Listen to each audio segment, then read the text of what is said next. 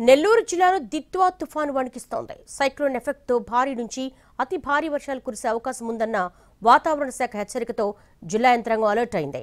ప్రాణ ఆస్తి నష్టాలు సంభవించకుండా చర్యలు తీసుకుంది. ఈ క్రమంలోనే నెల్లూరు జిల్లాకు ఎన్డీఆర్ఎఫ్ బలగాలు చేరుకున్నాయి. ఎంతటి విపత్తునైనా ధీటుగా ఎదుర్కొంటామంటోంది ఎన్డీఆర్ఎఫ్ బృందం.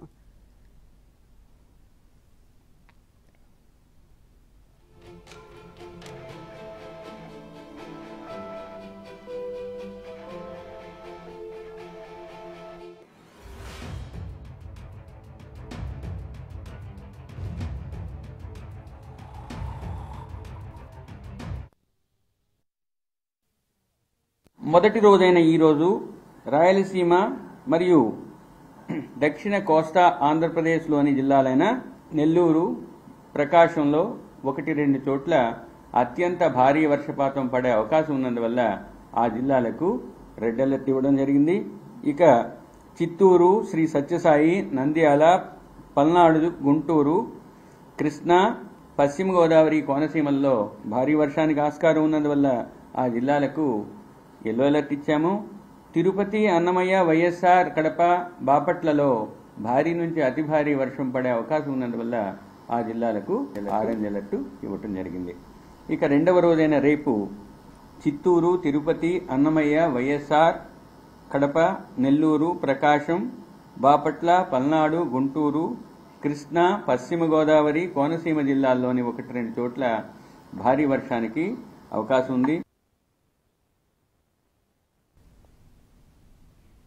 నెల్లూరు జిల్లాను దిత్వా తుఫాను వణికిస్తోంది. సైక్లోన్ ఎఫెక్ట్ తో భారీ నుంచి అతి భారీ వర్షాలు కురిసే అవకాశం ఉందన్న వాతావరణ శాఖ హెచ్చరికతో జిల్లా యంత్రాంగం అలర్ట్ అయింది.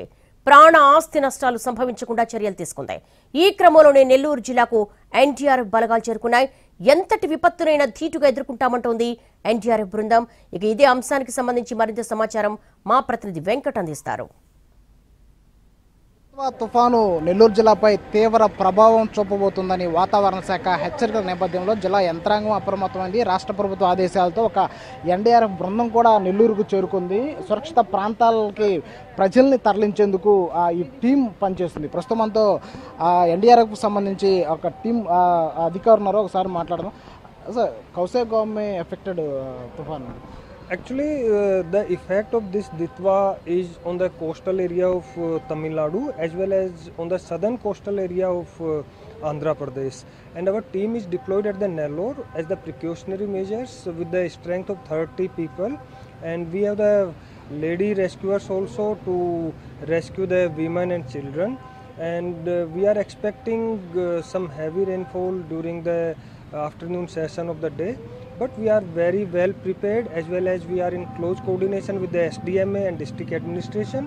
And if some information comes for the evacuation or rescue, we will definitely work on that. And our team is ready to move within 5 minutes. Thank you sir. అయితే తీర ప్రాంత గ్రామాలకు సంబంధించి ఎక్కువగా ప్రభావం ఉండే అవకాశాలు ఉన్నాయని చెప్పేసి చెప్తున్నారు. ఒకసారి మనం ఇంకొకరితో మాట్లాడదాం.